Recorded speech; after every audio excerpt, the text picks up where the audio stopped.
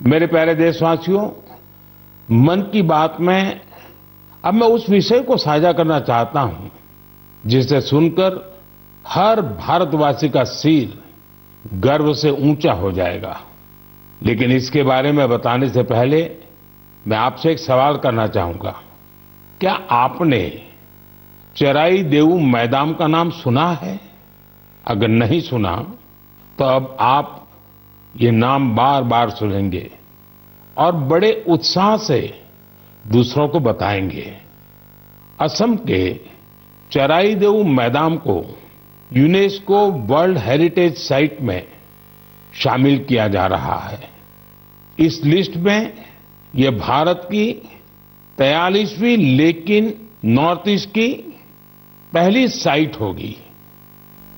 साथियों, आपके मन में ये सवाल जरूर आ रहा होगा कि चराई देऊ मैदान आखिर है क्या और ये इतना खास क्यों है? चराई देऊ का मतलब है shining city on the hills, यानी पहाड़ी पर एक चमकता शहर। ये अहोम राजवंश की पहली राजधानी थी।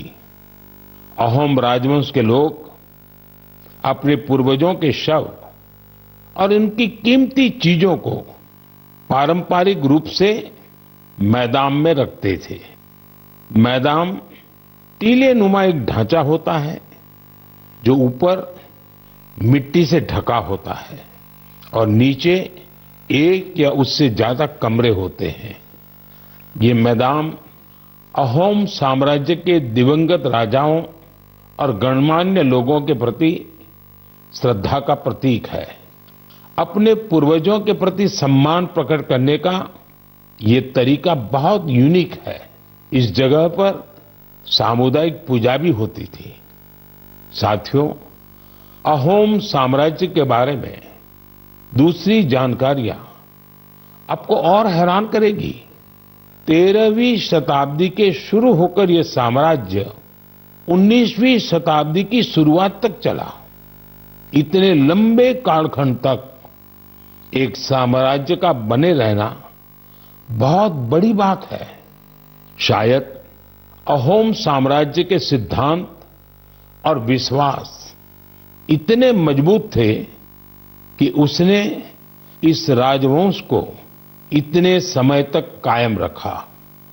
मुझे याद है कि इसी वर्ष 9 मार्च को मुझे अदम्य साहस और शौर्य के प्रतीक महान अहोम योद्धा लसित बोरफुकन की सबसे ऊंची प्रतिमा के अनावरण का सौभाग्य मिला था।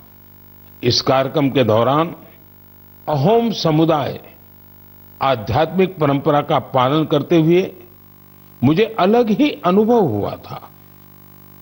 लसित मैदान में अहोम समुदाय के पूर्वजों को सम्मान देने का सौभाग्य मिलना मेरे लिए बहुत बड़ी बात है। अब चराई देऊ मैदान के वर्ल्ड हेरिटेज साइट बनने का मतलब होगा कि यहां पर और अधिक पर्यटक आएंगे। आप भी भविष्य के अपने ट्रैवल प्लान्स में इस साइट को जरूर शामिल करिएगा। साथियों, अपनी संस्कृति पर गौरव करते हुए ही कोई देश आगे बढ़ सकता है।